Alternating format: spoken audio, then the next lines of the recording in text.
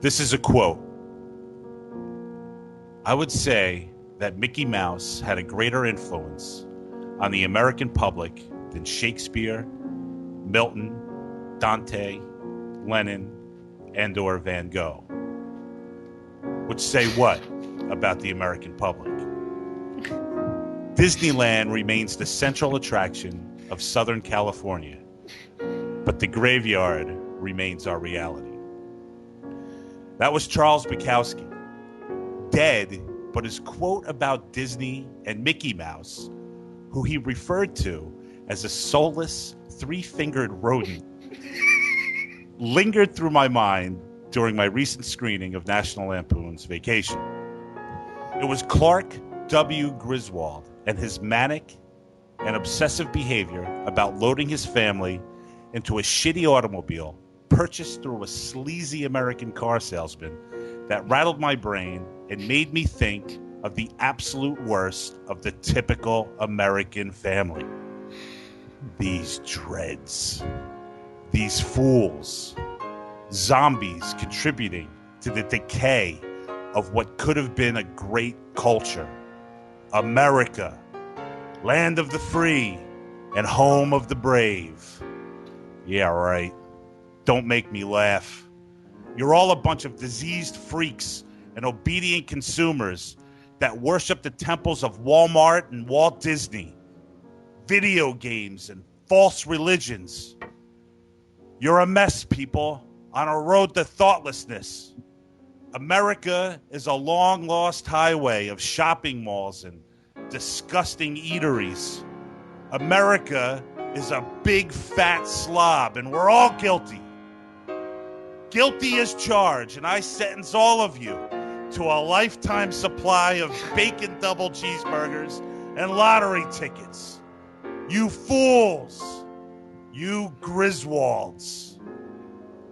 Harold Ramis directs the very funny, the very politically incorrect 1983 film National Lampoon's Vacation, starring Chevy Chase. And I'm here to tell you that this was a warning shot of the moronic and selfish parents that were beginning to pop up everywhere from Portland, Maine to Portland, Oregon. This is indeed a scary film if you look at it through the eyes of its main character, Clark Griswold, a man obsessed with an idiotic cartoon character and its creator, as well as his family theme park located in Los Angeles, California, the sewer of lost artistic expression. This city could have been the new Paris. Instead, the Griswolds and those alike pack up and visit Walt Disney World and other vacant places and spend their hard-earned cash and fork it back over to the elite for what they think is a good time. Hey, they have the pictures to prove it. They're posting them on Facebook right this very second. See what I'm saying by scary? The Griswolds scare the hell out of me, and I see them every day. Every single day I see a grown man wearing a Disney-themed shirt. That is, if he is not wearing his World's Greatest Dad or Kiss the Chef or my personal favorite, Always Remember, Never Forget 9/11 tribute sweater that comes with a giant American flag to prove his absolute dedication to a country that cares so much about him. Fucking sucker. Fucking Griswold. Listen, I love Vacation. I do. I really, guys, I really love Vacation. But we watched these movies with our third eye, and my eyes popped out of my head. I felt that the American family has become the loser, and Clark W. Griswold paved the way for fathers to think it's okay to be an absolute buffoon. to be lazy when inspiring. Bukowski is right. These parents take the easy way out and they force feed their children Disney, Pixar, and the Bible instead of things that could make them grow. These kids, they have no chance. And I feel sorry for them. They are all a bunch of Griswolds on a lifelong trip to the shopping center to buy shit they don't need and can't afford. They are Americans, and they are the absolute best our planet has to offer. God bless them, and kill me now. That's it. I think you should have Love and Marriage playing in the background of that whole review. Fucking absolutely. Or no, Hendrix doing fucking, you know. You don't even know the name of our national anthem, do you, Dave? Fucking Canadians completely escaped me. It just... Why do we have a Canadian on for our Thanksgiving Day special? Is it the Star Spangled Banner? They have a Thanksgiving too, a fake Thanksgiving, don't you, Dave? That's a bullshit Thanksgiving. It already happened. Avril Lavigne was there. It's the one where we didn't give poison blankets to the Indians. Losers. He's certainly right about that, right? Yeah, man. Comfort is a plague, man, and I know what you're saying, Tom. I mean, it's something that we should be thankful to have, but we take for granted, and it's created the suburban culture, which you're lashing out against it with vehemence. Yeah, but how could you not just get? I get depressed thinking about Hey, listen, I know that I see this guy every day, the same type of person, and they have those stupid. Dude, there's nothing more. Man, there's nothing more that irritates me than a fucking father, a 45-year-old man wearing a Walt Disney World T-shirt. This movie really upset you, Tom.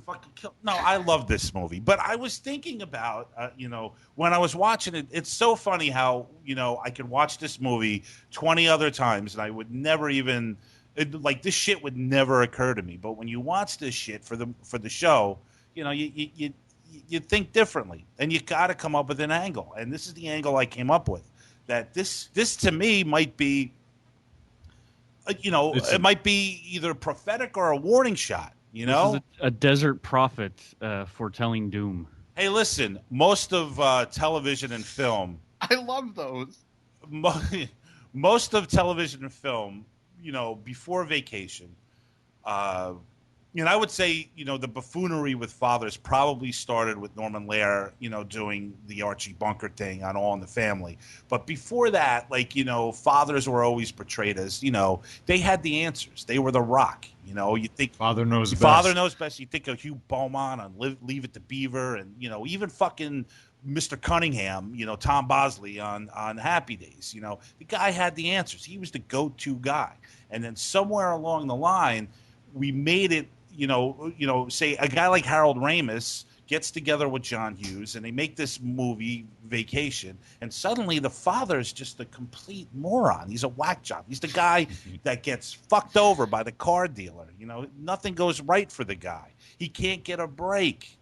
The best scenes in this movie are definitely the conversations with Rusty, where it's clear that there's even a line where after Chevy Chase wakes up the whole motel because he jumps in the pool and starts screaming, Rusty looks at his sister and goes, "I better go talk to him." And it's clearly the children are the parents now, Which is an interesting scene because this is a guy who is selfishly trekking his family across the United States of America, and they certainly don't want in on this. They're not into it. They want to go to the place, but they don't want to do it his way, and they're doing it his way, and his answer to his problems is infidelity. Which is fucking even more selfish, which is disturbing. So I'm looking at this movie like this guy's really wrong. He's fucked up. He's an asshole. He's a How was- father. He's a child. He's a child. When did you? And Yeah, go on. oh, good. No, I was just gonna say that scene right there that you guys are talking about with Rusty there or whatever. It really rang home about, I haven't seen this film in forever, man, and I loved it when I was a kid, and I was anticipating seeing it from a sort of a different angle, like as being a father now, and probably the goofy dude who's the suburban dad or whatever. Even though, listen, I'm not exactly like that, I would say. But what I related to when I was a kid in this was that he's a kid. The Chevy Chase is a kid. I was relating to Chevy Chase, not even Anthony Michael Hall. Yeah. Yeah, I wasn't relating to him even. I was relating to Chevy Chase because he's a giant child, and it was just weird that I still relate to Clark as a child. The child in me relates to Clark, as you know what I mean. Yeah, but think about how we look at fathers now, and we listen. I mean, we all watch television, and we all look at films, and they kind of influence us in a huge way. Well, they do influence us in a huge way, and I'm thinking to myself, is like, after this movie's made, and after Norman Lear did All in the Family, I can't even think of like a film even or a television show which portrays a father as someone who might possibly have his act together. They're all these. I mean, listen, all fathers are flawed, obviously, but it would be nice to see the portrayal of a father who kind of has answers for his children. Again, this is the flip side of As I Lay Dying, because the father's an idiot in that movie too. Right. What That's happened? true. What happened to fathers? Always been portrayed as idiots, except for the 1950s. Well, maybe that might be the case, Billy. Tom, when did you first see this movie? Oh, probably. I probably when it came out on video cassette a year after it was made, I would say, how old or when it hit cable, I would say 11 or 12. Did it make you laugh this time as much as you remember it making you laugh? No. Anyone? Joe? I laughed. I laughed this time watching it. I remember being laughed a lot. Yeah, I remember being hysterical when I was a kid watching it, like beyond hysterical when I was like 12 or 13. But I really enjoyed it. I did. I found it. I found it really funny. What about you, Max? I just can't believe what you guys are saying about Clark Griswold. I mean, this guy had a vision, and That's great.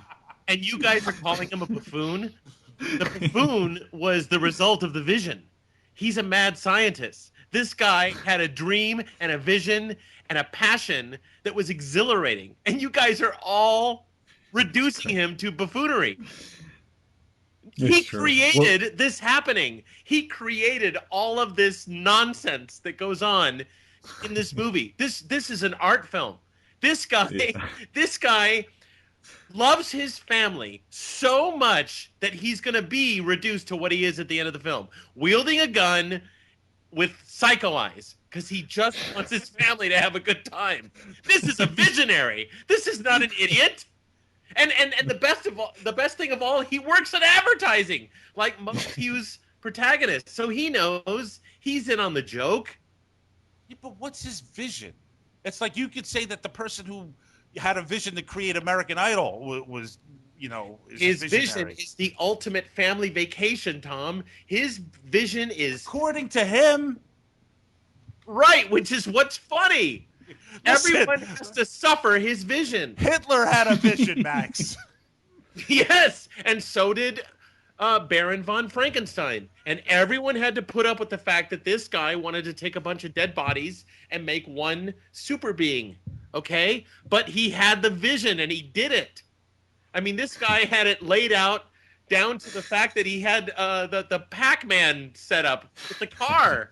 The digital video game from those times? Max, you think that this character Griswold, is a genius? He thinks that he's a folk hero on par with Tom Joad. But this is what he's saying. I'm taking it serious. I'm taking Max very seriously right now. You really think that this guy is a mad genius? I can't tell you how much I think that. And I, especially in Christmas Vacation, I can't even tell you my love for that movie is That's a porous. totally different movie. That's a darker film. It is a darker film, but I so identify with what he wants, with what he's trying to achieve all the time.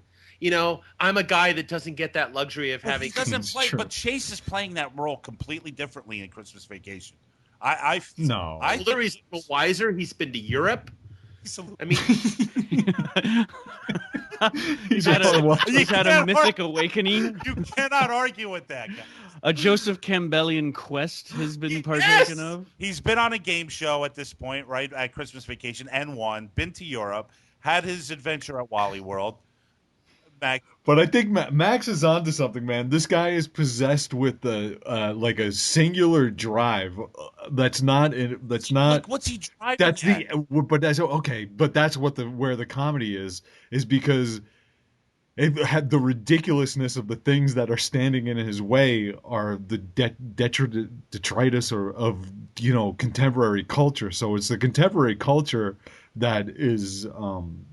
That's laughable and makes it so terrible for this guy who just wants to overcompensate for not being with his family, for being a part of that culture. So he's trying to overcome this culture that's just has pitfalls of tomfoolery That's correct, Joe. And his only kryptonite is Cousin Eddie, because Cousin Eddie has the same vision as Clark, but he doesn't have the means. And that's why they're always going at it together. They're the same fucking dude.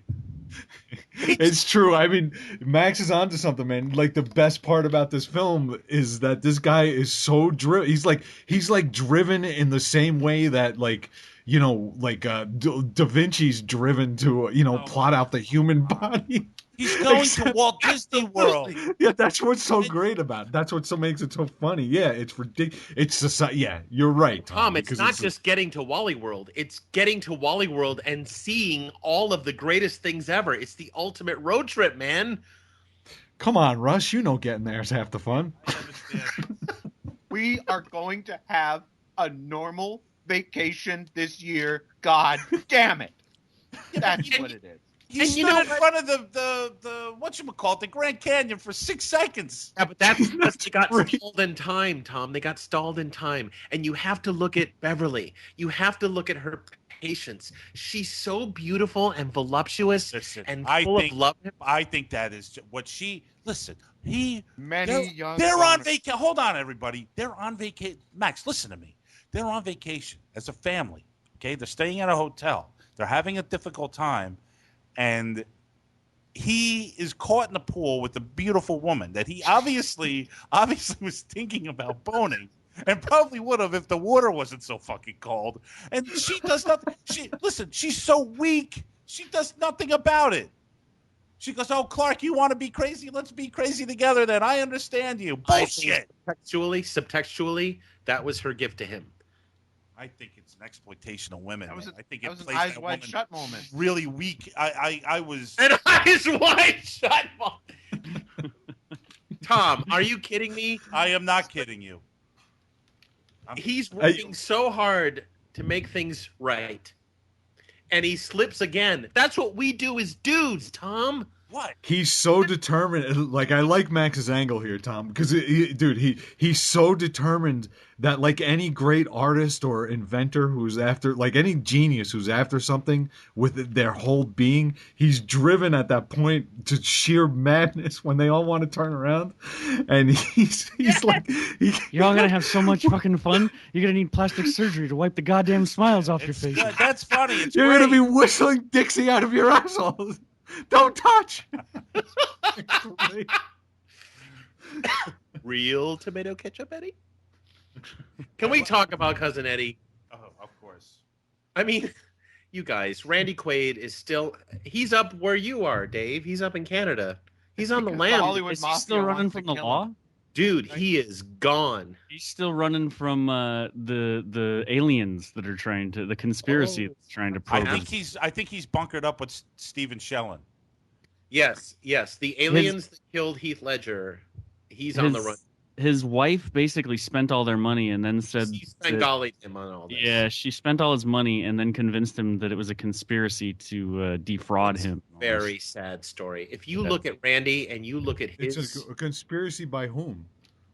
What? This is all true, by the way. Joe, you don't know what's going on? Somebody has to I don't know. explain So this, explain it. because there might someone who's listening might not know either. So explain it. So Joe, Randy Quaid's wife is a psycho, and she created this whole thing that there was a secret elite society in Hollywood that controls everything. They controlled the death of Heath Ledger, etc. So she began to Svengali Randy and basically brainwashed him to believe that everyone was out to fuck them somehow. To the point where they robbed a hotel. But he believed this. Yes. They what? Yeah. They robbed a hotel in Santa Barbara, and they stole $10,000. They didn't pay their room tab, so they fled and stole money after the fact, and they went to Canada because they were going to extradite them to stand trial for this crime. Randy has not been seen or heard from for almost 3 years now. Wow. Is he unstable? He's on the lam. He's in Canada. Is he unstable? Is he unstable or on drugs or what? I don't understand. Apparently, there's no drugs involved, Joe. But the drug is psycho pussy that has and probably right now as we're talking about him, that's her probably stage name. Down. That's my favorite. And Billy, by the way, if there are no drugs involved, then there is no recovery. There's no recovery from psycho pussy? No, none whatsoever. But if you think about this guy and you think about The Last Detail and you think about even Brokeback Mountain, which he was amazing in, I mean, this is a guy who should have kept going. And there was a Cousin Eddie spin-off movie that is insufferable, but you should watch it as a curio. It's Cousin Eddie. That's the island one? Yes. It's called Christmas Vacation 2. Movie, yeah, it really exists. Christmas Vacation 2. I watched the whole goddamn thing with reverence because it was so wrong on every level. I'm watching that shit tonight. This is the guy. This is Cousin Eddie's Island Adventure. Correct. Christmas. Is that on Netflix? Yes. Motherfucker, really? There's Christmas in the title, though, isn't there? It's Christmas Vacation 2, Cousin Eddie's Island Adventure. Correct. You can't make this shit up. You guys, the daughter from all the vacation, because all the vacation kids are played differently in each film. And they're different ages, too. Audrey winds up moving in with Cousin Eddie. I mean, you got to see that subtext. It's so sinister. It's very weird. What, in Christmas Vacation 2? Yes. Eddie's Island Adventure? Correct. We need to it's a must dedicate an entire show to that movie. Absolutely we do, Joe. Dave, how are you weighing in on Vacation, bro? So I've got one note that I made while Tom was... Joe hosts the show now, by the way. Oh, God, Tom, come on. We're talking, dude. Stop it. Jesus. I'm fucking around. He's always worried. I'm not worried. I'm fucking kidding. Why do you have to worry so much, Tom? You knock it off. Okay, there you go. Dave, even though you don't know the name of our national anthem, what's your opinion on our films? Okay, no, I took one note while you were giving your introduction, Tom, and it was to note the use of Griswold as a pejorative, which I think is fantastic. Thank you. And I'm going to adopt in my day-to-day life, no question. What does that mean? What's a pejorative, Joe? When mommies and daddies love each other, why? What? And things happen. Oh. And then they become fathers, like me. So as a father, I'm thankful for the Clark Griswolds of the world because they take the pressure off, right? You know, It's like suddenly I'm not the guy who you can go to answers. I don't know shit. I'm just a fucking idiot like you. You know, I don't know anything. You know, yeah, probably my grandfather, or his grandfather probably knew something, but I don't know shit. You know, so it relieves the pressure. You know, what the fuck are you talking about? When your kids think you're Homer Simpson. I don't think I've ever been more lost on this show than I am right now. What are you saying, Dave? What are you? Are you speaking French? No, I'm not speaking French. Well, first off, Max, a pejorative, and I'm going to Rand Paul this description from Wikipedia here, is a word or grammatical form of expression that expresses contempt, criticism, hostility, disregard, and or disrespect. Well, I don't mean to disrespect anyone, but Dave, what the fuck are you talking about? When Tom is talking about the dumbing down of the American father, I'm saying that's a tremendous relief speaking as a father, because now I don't have to worry about my kids looking up to me and expecting me to know anything, because shit is complicated. The world is a deeply complicated place. They expect nothing from you. It's not as simple. Your kids don't tell you the answers. Exactly. They have Google, right? But seriously, like, it's not as simple as like, okay, there's the commies, they're the bad guys, and we're Americans, we're the good guys, we're Canadians, as it were, we're sort of allies and shit. But what I'm saying is, shit was simple, and so it was easy for your dad to appear wise, because understanding the world appeared to be a pretty simple thing to do back then, And now shit's very complicated, Have you ever put together a family road trip with your kids?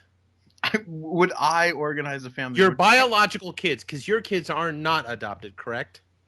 Yeah, no, they're not adopted. You inserted your sperm inside your wife's lady pocket, and that's right. Farted out a couple of units. So these two kids are yours. The magic of childbirth. It's two kids. Pretty much it. It's the Pace Bonellos. Now, have you planned the family trip? I don't plan shit. The wife does. I'm not planning shit. You think why? Why are you not planning shit? Why have you checked out? I can't plan. You can't escape what I'm going to wear. Plan things. I can't. Are you debilitated to plan? Apparently. What, your wife does all the planning and all the finding out where you were from and everything? I'm just. What are you, just a gelatinous gas bag? You're not. You have a skeletal structure. You have a brain. You don't think you could plan something with your family? I'm sure I Dave, could. are you the leader when you guys go? All right, let's say it's not a family vacation. Let's say it's a trip to a restaurant. Are you the leader? Is everybody looking to you? Well, you drive? See, yeah, I do. I'm the driver, right? My wife doesn't drive, so I drive, and so I've got to drive, to all this shit. And so I depend on my wife to some extent, to be the co-pilot, right? Like she's got to, That we work well together that way. You know what I mean? Like she's the one watching out for shit because I'm driving. I'm trying to be safe. I'm driving. I'm not, I don't want to be the one looking out for where the fuck we got to go. Anyway, I'm sure you understand. Anybody's ever driven that way, you'll understand. You get what I'm saying? Yeah, I get it. But what about you? Are you a participant in your own family? Yeah. You know what? I question Max's questioning actually here, Dave, because I for sure Nicole is running the show over there. I know she's running the show. Like 70-30. I've been to your house, Max. I know she's running the show. She's in charge. Is that true? If you were going to take the dogs on a family vacation, would she be the one planning it, Max? Indisputably so. Yeah, see, right? I'm just trying to understand Dave's participation. I know he's the driver, but I know I have dogs, but I don't have human beings that I'm responsible for. Right. So I'm just thinking about where Dave's coming from as a daddy of humans. It's like I was saying, it comes as kind of a great relief that pop culture's prepared them for incompetence. And not knowing much of anything. Okay, I don't know what that means. Dave, let me ask you this: have you ever taken it's 2 sons, correct? I actually have three sons. Oh, right, that's right. Sorry, 3 sons. That's right. Have you ever taken them out on an excursion by yourself? Yeah, of course. Okay. Were you in charge of that? Did you do the planning of it? Well, I would fucking, of course, All right, so give us an example of taking the 3 boys out for an afternoon. Is it a football game? Is it a restaurant, as you guys from the East say? What happens?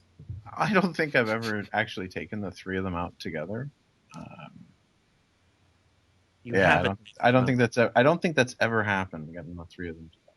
Because one is from a different marriage. Right.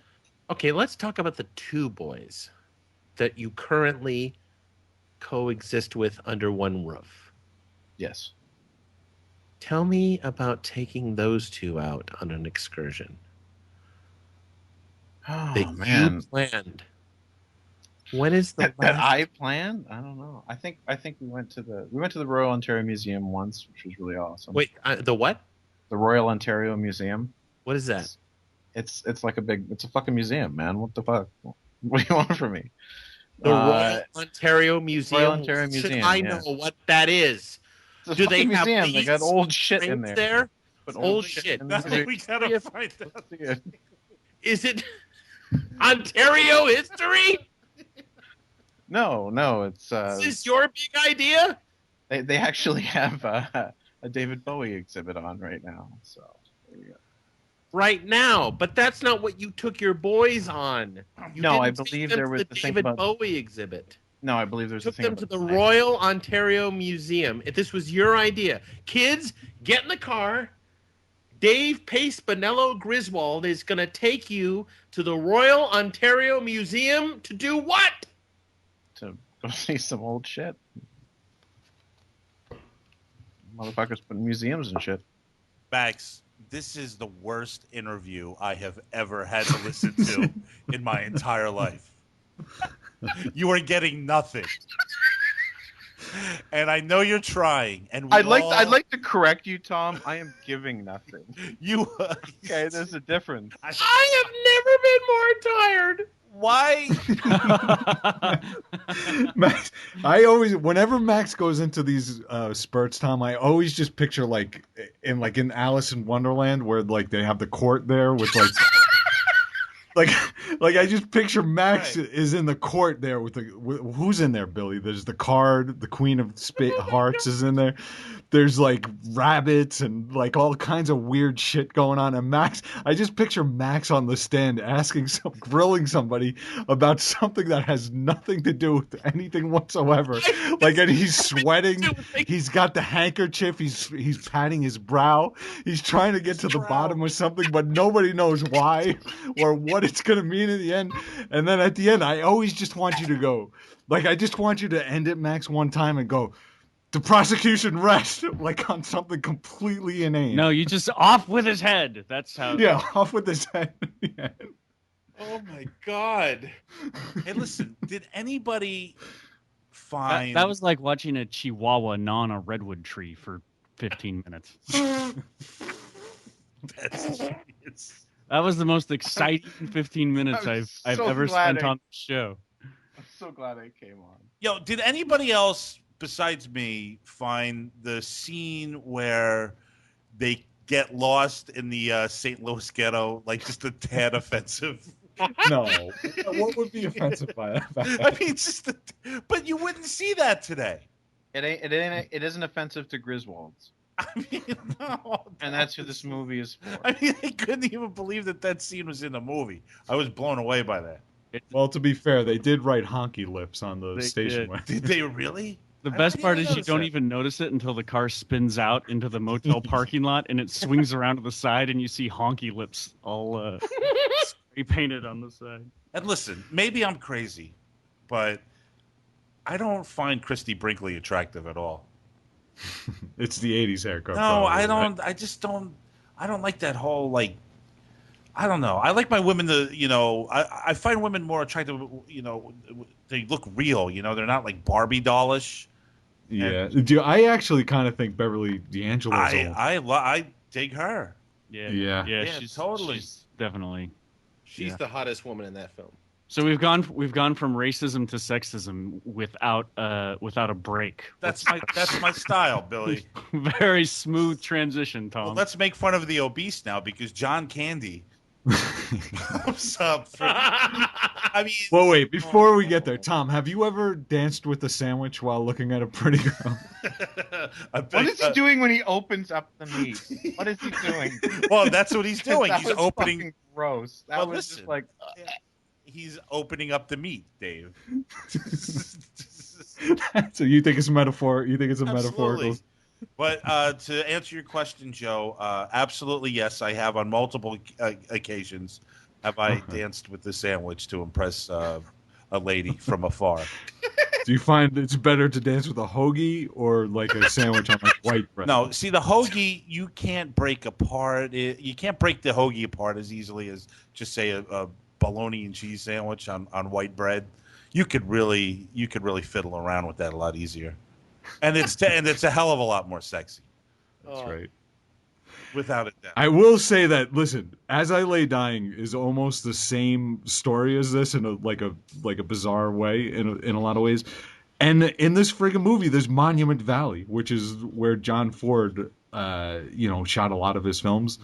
The way that films line up sometimes on the show is fucking it boggles my fucking mind. Yeah. Although, wait, to be fair, if you're doing a road trip movie, I guess you have to do Monument Grand Valley. Canyon, Monument Valley, and we're done. Yeah, I guess you're right. You think it's just lazy filmmaking? Yeah. What about the ghetto? What about the ghetto of St. Louis?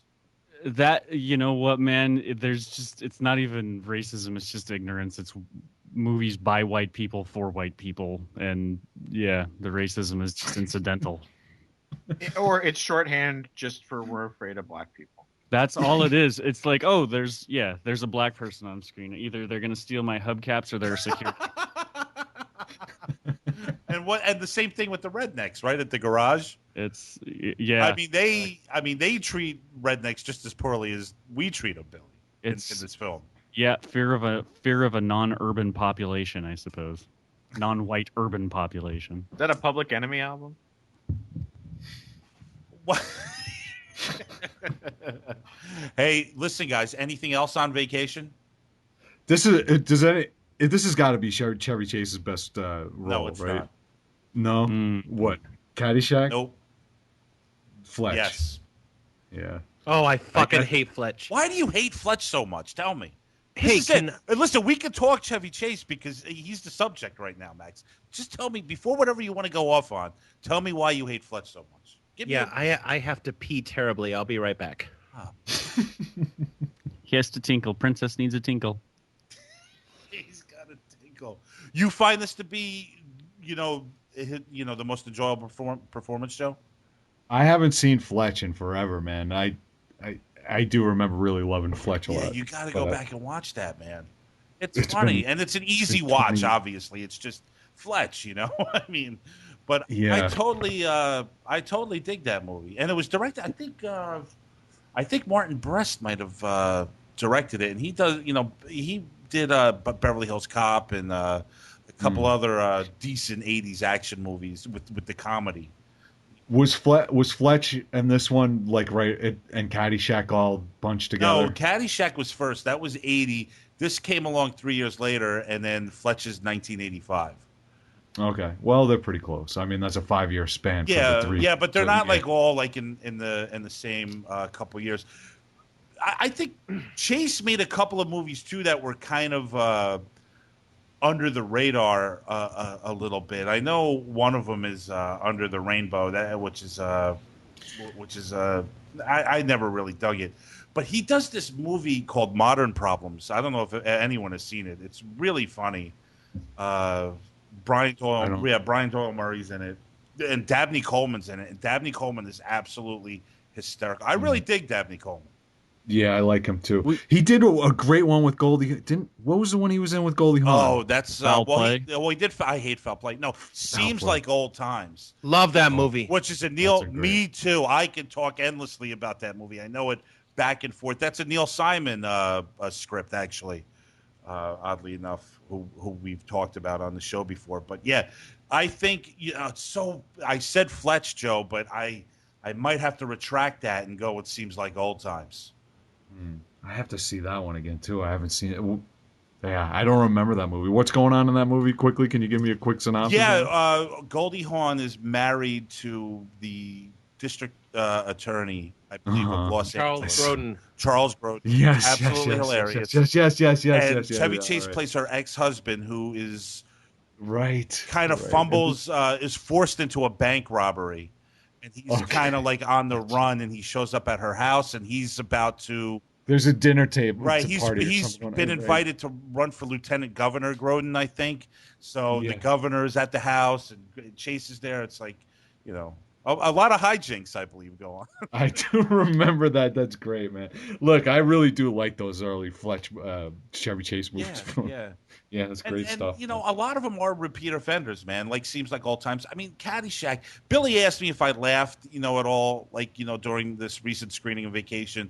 I didn't, but I was watching it with somebody, you know. I was just kind of annoyed. But yet, Billy, I've watched with this. Who? Who were you watching it with? Just a friend, a lady friend, and I wasn't.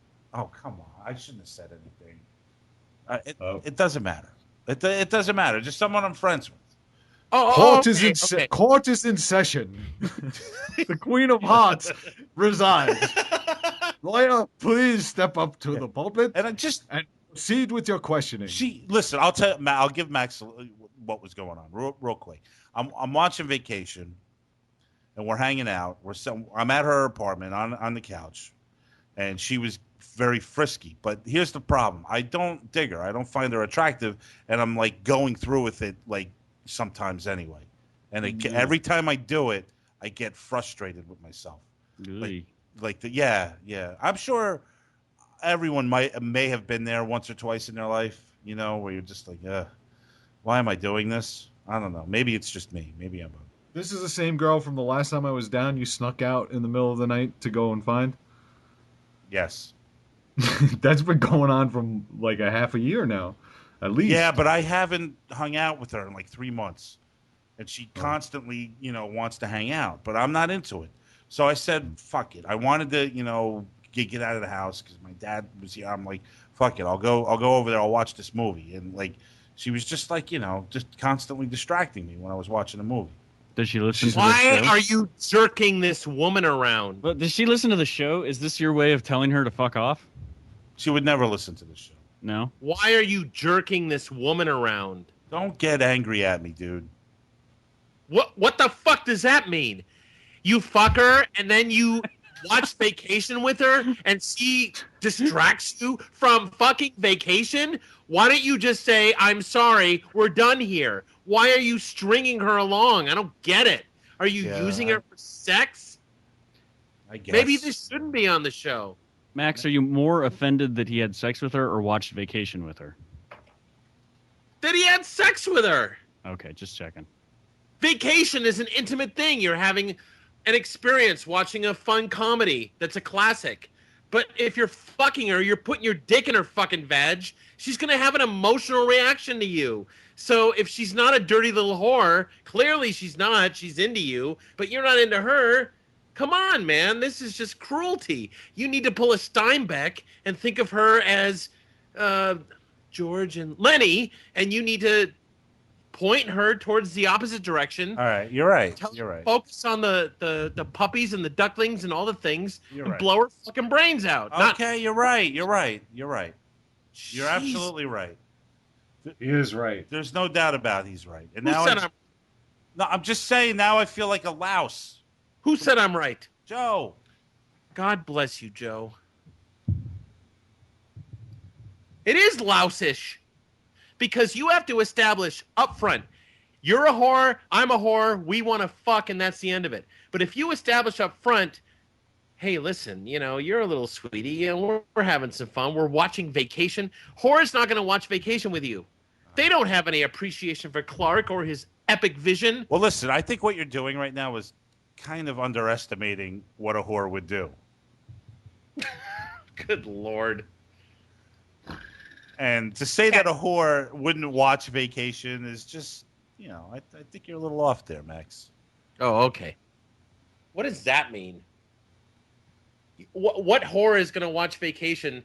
Oh, I could give you a list of whores that'll watch Vacation, but Max. the desire is... I'll email you the list after the show. I'll give you the list. I'm going to make him feel good and watch a movie he's attached to from his All right, past. Max, I feel lousy about it. I've had enough of it. Stop. You're right. I'm wrong.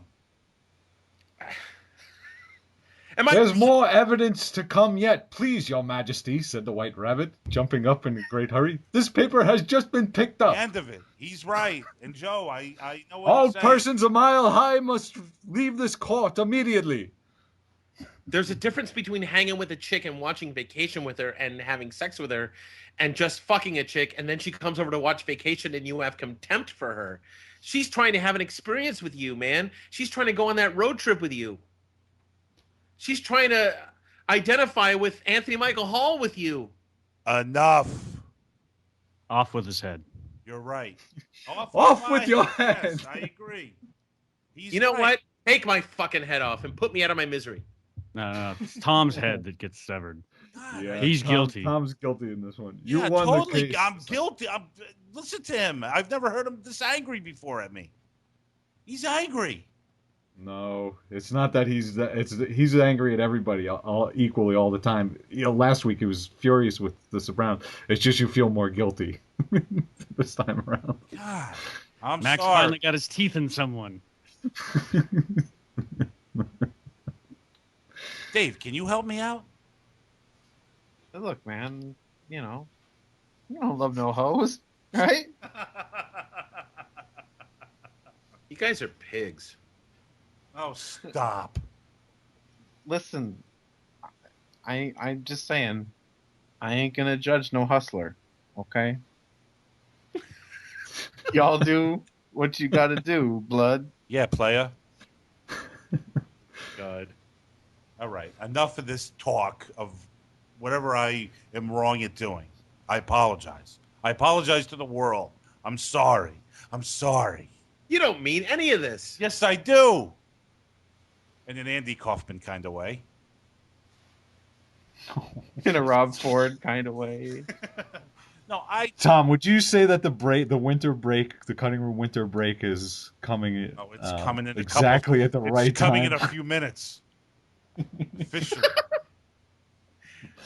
Yeah, and I'm sorry. I'm sorry. We have to end this show on this note, and I apologize to everybody. He would much rather me being the one under scrutiny. It's unfair. Yes, and you should be. Yes, Tom, I don't mean to make you a villain, but when you said that this girl was distracting you from your enjoyment of Vacation, I just thought that was shitty about the girl.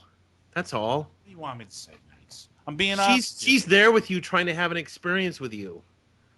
But then watch the movie without her. I know. I'm sorry. Did she appreciate Vacation? Did she laugh? Was she having? Yeah, she was having. Care about Vacation. She wanted me to be there so she could, have. Well, either way, Tom. Clearly, she wanted to have an emotional connection with you because you know what? When you're watching a movie, it's very intimate. Even if it's fucking Vacation, she was trying to talk to me at the beginning when I started to play the movie. She's just annoying. This is why I don't like her, because she's an annoying person. And yes, I do the wrong thing. I'm nice. I go over there sometimes, and I shouldn't. But Tom, if you keep going over there, that means. Listen, I am the raunchiest, dirtiest fucker. Okay, I love women and I want to fuck them all. Okay, I understand that. But if you're going over there because you're the nice guy, but you're putting it inside her and she's having an emotional response to that, I'm just trying to understand what your relationship is based on. I stopped it. I said I couldn't. I'm like, this time I can't even believe I'm talking about this. And I said I can't do. I said I'm not interested. I said honestly. And that was difficult. Not interested in having sex or hanging out and watching Vacation. No, I could hang out and watch Vacation, maybe. But even that, she's annoying because she wants to talk during the movie. I don't like people like that. She's annoying. She wants to talk during the movie. About what? Vacation? About Chevy Chase? She was asking dumb questions. She was just asking dumb questions. What was one question that she asked that was so infuriating? How are you going to write a review about this movie? Like what? What is wrong with that question? Because I'm watching the movie. It was 2 minutes you've seen it movie. 10,000 times. But I'm watching it differently, like we all do. It doesn't matter if I've seen it 20 times. It doesn't matter. Did she not enjoy Vacation? I don't think she was interested in watching Vacation. Because she wanted to make a connection with you? Because she wanted to put her hands down my pants. Oh, you poor sap! I'm so sorry. A girl wants to put her hands down your pants while you're trying to watch. It's not a big deal. I've had dozens of girls put my hands down my pants. Tom, this makes no sense. That's a gift. You've seen Vacation. I haven't seen Vacation in 4 years, But and I'm you're talking not, about it with exhilaration. But what I'm saying is that I cannot intellectually relate to her. I find things that she does. You're just there to fuck her. I shouldn't even be there doing that because I don't even think she's good at that either. For me, like there's just Tom, she knows that you're writing a review for a movie that you watched together, and you don't think she's going to be listening to the show? No, I don't. Wow, she's that into you. She watched the movie that you're reviewing for the show, and she's not going to push play on the little thingy when it comes up on Facebook. And if she does, she does. Oh. And I'm not friends with her on Facebook. Oh dear me. Rolling the dice. Well, look, there's nothing wrong with you having casual sex with a woman. As long as everybody's on the same page. That's all. Everybody's on the same He's page. making, but what does he know? Max is like accusing me of, He's in a kangaroo court. Yeah, that's his job is to accuse you. He doesn't know. Maybe she likes to be treated like this. Well, what does he know? Ice-T said exactly that on Oprah once. He was talking about bitches getting fucked with flashlights. And he was like, some bitches like it with flashlights. What do you want? Coming at me, making me like I hear the tone in his voice. Like I'm suddenly no good and rotten to him. I didn't say that. I give Max, listen everybody, I give Max Cook my heart. My heart. Oh, come on. I'm giving you my heart now. You stop right now. You just shut up. I give you my heart all the time, the very best, and I care about you so much. And you come at me in your stupid kangaroo court, and you throw accusations, and you make me feel less of a man, and you don't know. What do you know? You're not here. You're there. I'm trying to understand. Okay, we're all going to go and have turkey dinner now. I really thought I was going to make it through a whole show without having to walk off, but Billy's just about gone. Got to tell you guys, it's tempting. It's tempting right now. Hang in there, Billy. That end call button is just looking me right in the eye. Billy's mouse is hovering over the little red phone button right now. Does someone have money on me leaving the show? Is that what this is about? Yeah, Tom. Seriously, I'm exhausted. Please, can we all just pick the same exact conversation? I really thought we were gonna make it through the whole episode, and the season finale just grabbed it by the throat and strangled it to death. Oh, good job. Real good job. Hey, good listen, work. I do want to thank Dave Pace for coming on, Dave, and we so miss you, man. And I sure he misses us. I hope that next season, Dave, you could make room for us and come on. Yeah, I'm hoping so too. It's gonna be. We're gonna do a mini episode, Dave, of Christmas Vacation 2 or whatever. Max, what? Yes. Can we please do that? Can we please seriously do that? Max, what's the name of the? Yeah, we should do that. Max, what's the name of that Pace website? Oh my God. Definitely check that out, folks, because it sounds great. And Joe and Billy, I really want to wish you both a great Thanksgiving. And hopefully, what you doing for Thanksgiving, Tom? I'll probably go to my brother's. I think that's what the plan is with my family. Yeah. Jeff Schreck's not on the show anymore. After his 1 second Clockwork Orange review. Fastest review in cutting room history. My God. There's really not much to talk about in Clockwork Orange, though, to be fair. So, yeah, to be fair to him, what can you say about a movie like that? I'm sitting with my friend Kari the other night, and she goes, you know what? I think it's time you show me a Clockwork Orange. It was exhilarating, and we watched it, and she really loved it.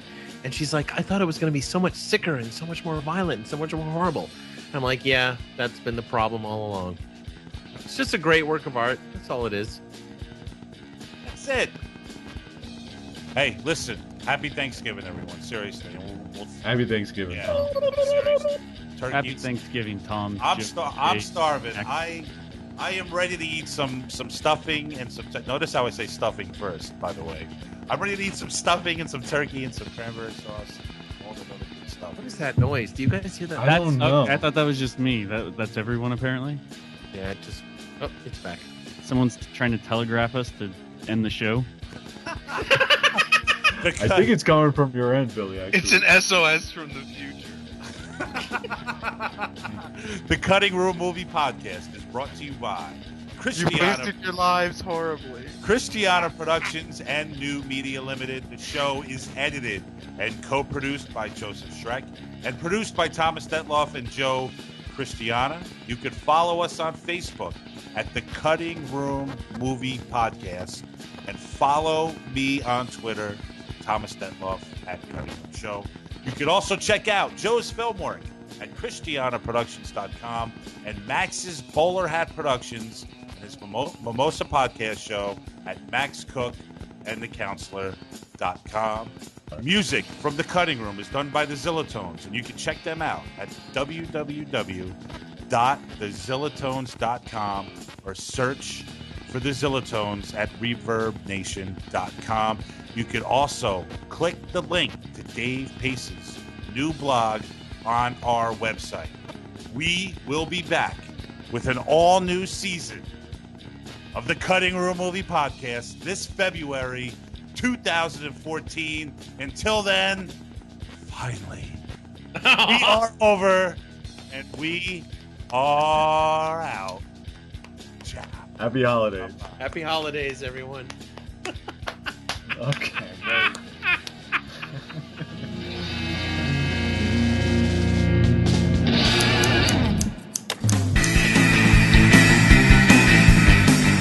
Tune in next time to satisfy more of your strange desires. The Cutting Room Movie Podcast. We do chicken right.